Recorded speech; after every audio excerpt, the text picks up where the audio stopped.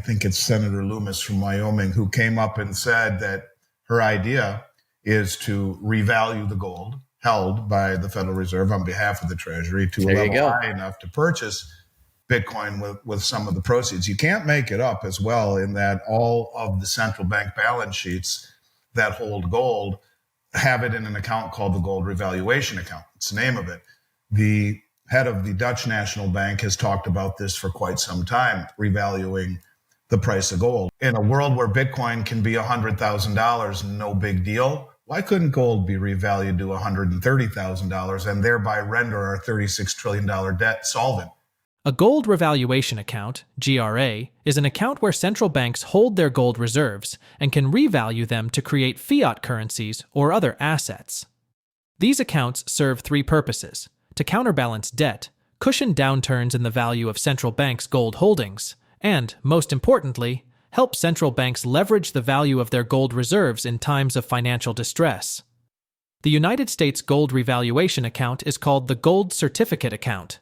The US Treasury Department maintains it with the stipulation that the gold reserves could be revalued when necessary to create any amount of US dollars for the Treasury to draw upon.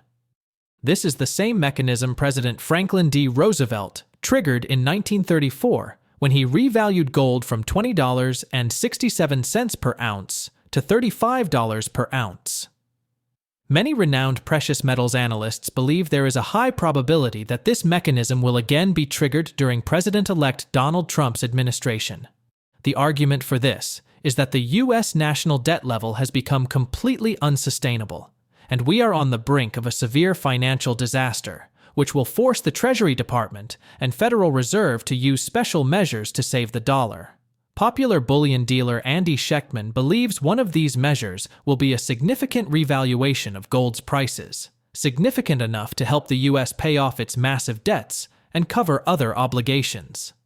While experts like Jim Rickards believe 1 ounce of gold would be worth around $27,000 when the revaluation happens, Andy says it could go as high as $130,000 per ounce. The Miles Franklin president discussed his thoughts on the potential impact of Trump's victory on the gold market and the overall U.S. economy, and the possible revaluation of gold prices in a recent interview with Kinesis Money. As we present clips from the interview, please watch, like, and share this video, subscribe to the channel, and turn on post notifications for future updates. We appreciate the support and hope you enjoy the video. We've all lived through bizarro world for the last 4 years on many levels. And I think people are tired of bizarro world, and they're tired of a country that favors lifestyle over merit and hard work, that favors equality over equal opportunity. And I think we're sick and tired of watching our country and the things that made this country enviable to most of the world, our culture, be whitewashed right out from underneath us. The judicial system, the electoral system, the immigration system, the lawlessness, the wokeness, and it's a breath of fresh air. And I think that has also translated into the risk on trade, where there's no reason to be defensive anymore. It's hope springs eternal, but that's misguided. And I think that's exactly what the bullion banks were counting on and hoping for, and use that opportunity to indeed flush out, the weak-handed money managers that drop the price down below the levels that trigger selling and selling and selling and selling, and they're covering. But to Craig's point, the debt, that's not going anywhere. In fact, it's obviously will probably get worse in a weaker dollar environment with low rates and a weak dollar. That's hugely inflationary. Inflation is coming. The loss of purchasing power is coming. And really what this translates into, which is somewhat concerning for a lot of the country, is again, like the Cantillon effect. The wealthy will get wealthier as their assets go higher in price, which ultimately will translate into price inflation as that trickles down into the economy. We've seen this playbook over and over and over again. And pivoting away from inflation or fighting inflation when they're 65% away from their target, when Trump is inheriting an economy where the numbers that he supposedly, or the book, the economics that he is inheriting, are far from what what we're being told. I mean, inflation is much higher than the 3.5%, and that we're being told. Unemployment is much higher than the numbers that we're being told. The economy is in much worse shape.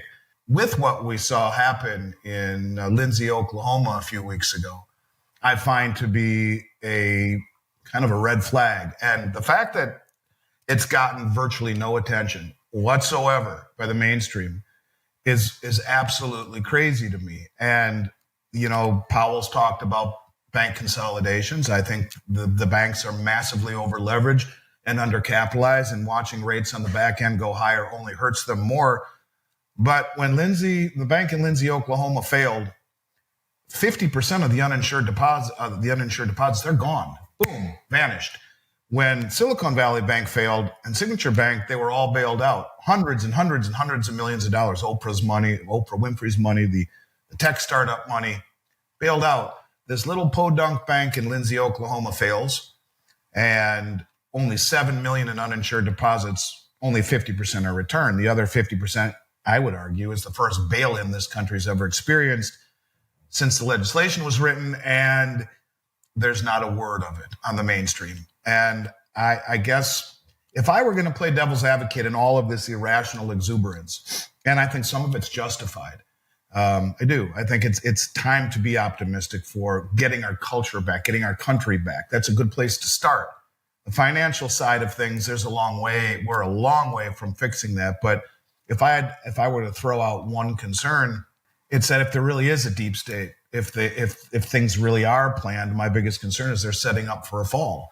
That you look at the BTFP, the Bank Term Funding Program, it's over. You look at the reverse repo market, it's almost down to zero. The liquidity is being yanked from the system right at a time when the banks are massively over leveraged and undercapitalized, and we should expect to see long-term rates continue to move higher. That's an unresolved problem.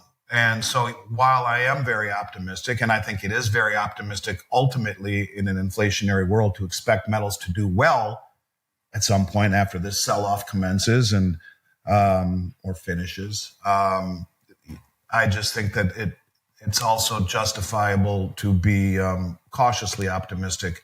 While Andy believes Trump's victory is the best thing that has happened to the United States in years, he counsels caution, particularly because he believes the deep state will do everything to frustrate his efforts to get the country and economy back on track. Andy predicts a looming economic crisis caused by years of reckless fiscal and monetary policies. This is why he says to be cautiously optimistic and to hold on to your gold and silver holdings with even more conviction than ever before. As regards the recent decline in prices, Andy says they are a function of the constant manipulation of the precious metals market by large hedge funds and commercial banks. Andy warns that this manipulation might continue for longer in the short term to allow these banks to cover their massive short positions and central banks to buy more gold and silver at lesser prices. However, Andy believes this manipulation cannot continue for longer as central banks are close to revaluing their gold holdings. Let's get back to the interview. The conference that Rob went to in Tennessee, when Trump spoke, it's interesting. Directly following Trump was the senator from Wyoming, and her last name escapes me at the moment. Loomis, I believe. I think it's Senator Loomis from Wyoming, who came up and said that her idea is to revalue the gold held by the Federal Reserve on behalf of the Treasury to a level high enough to purchase Bitcoin with some of the proceeds. You can't make it up as well in that all of the central bank balance sheets that hold gold have it in an account called the gold revaluation account. It's the name of it. The head of the Dutch National Bank has talked about this for quite some time, revaluing the price of gold. And, when you look at the amount of gold that has been accumulated throughout all of Europe and throughout the BRICS nations, it would certainly benefit the central banks. It would behoove all of them. Over my shoulder, you got Roosevelt there. In essence, that's what he did when he confiscated gold in 1933. He devalued the dollar by 40%, thereby revaluing the price of gold by 40%. It's something that is being noticed when you see a senator from Wyoming actually say that she wants to float a bill to do that. it is being noticed. You got Jim Rickards saying $27,000 an ounce gold by dividing the gold supposedly held at Fort Knox by M1. You got others that say other things. In a world where Bitcoin can be $100,000, no big deal. Why couldn't gold be revalued to $130,000 and thereby render our $36 trillion debt solvent, offset with the amount of gold that would more or less make that a wash? I guess it could. In theory, the Treasury says any country that wants to deliver their gold to the US Treasury will pay them 130 grand an ounce. Okay. Isn't that what the price is? Yes, it's inflationary. Yes, it's going to have ramifications. But when you realize that we are entering that period of time, Rob alluded to the fact we're insolvent, approaching, I think we're at 120% or so of debt to GDP. Where I come from, those countries way back when, anything over 100% debt to GDP were considered banana republics. And those were usually the countries that had questions surrounding their electoral process, their judicial system, all of the things that have plagued this country. I mean, you could argue we have been toting the banana republic line for quite some time. To me, the common thread in all of it is a marriage between blockchain technology and gold and a new system, and to peg a new system that has lost all credibility to something that inspires credibility. Yes, I see it. It's right here on the blockchain. It's audited independently, continuously, and it's pegged to and backed by gold. The only way you make that work, and that it's interesting, the Swiss had a 40% gold backing way back when. That's the number that the BRICS nations have said in theory they chose. And I think that is something that would work. You put gold at a much, much higher level. You peg it to gold, put 40% gold backing or whatever it is, still gives you monetary latitude. And then Craig brings in Judy Shelton. I wonder if they will nominate her to one of the governor positions. She won't replace Powell anytime soon unless he steps down, as he has, I think, 2 years left. But she is an advocate for the gold standard, and more relevant to me, everyone talks about de-dollarization. Yeah, that's important, right? I mean, the settlement currency, it's important. But to me, it's more along the lines of where's everyone putting their excess? And it used to go into treasuries. And the lack of demand for treasuries, to me, is the real problem. Who's going to finance our debt? Does it become hyperinflation as the Fed is the lender or the purchaser of last resort, or yield curve control, as Craig has talked about forever? These are all possibilities. What Judy says is, well, hey, look, no one of any intelligence would buy our treasuries of any duration. I think they're uninvestable right now, personally. She didn't say that. I'm saying that anything 10-year duration or higher is uninvestable. You're out of your damn mind to do it. But she says, well, we'll just have it redeemable in gold. The Congressional Budget Office, CBO, and financial experts have voiced growing concerns over the expanding share of U.S. tax revenues required for servicing the national debt. This issue stems from the combination of a soaring national debt and rising interest rates, which significantly increase the government's interest expenses. Current projections suggest that interest on the national debt is set to become one of the fastest expanding components of the federal budget over the next decade. By the early 2030s, interest costs could consume a substantial portion of federal tax revenues, potentially exceeding 30% and in some projections approaching 50%. This shift would strain the government's ability to fund other critical programs, such as Social Security, Medicare, defense, and infrastructure. Such a scenario highlights the risk of a crowding out effect, where a growing portion of government revenues is directed toward debt servicing rather than public investments or essential services. Foreign investors are quickly losing confidence in U.S. Treasuries, meaning drastic measures have to be taken immediately to save the economy. Do you believe these measures will include the revaluation of gold and silver prices? Please share your thoughts on Andy Schectman's interview in the comments section below. Don't forget to like this video, subscribe to our channel, and turn on the notification bell so you don't miss any of our future updates. Thanks for watching, and we'll see you in the next one.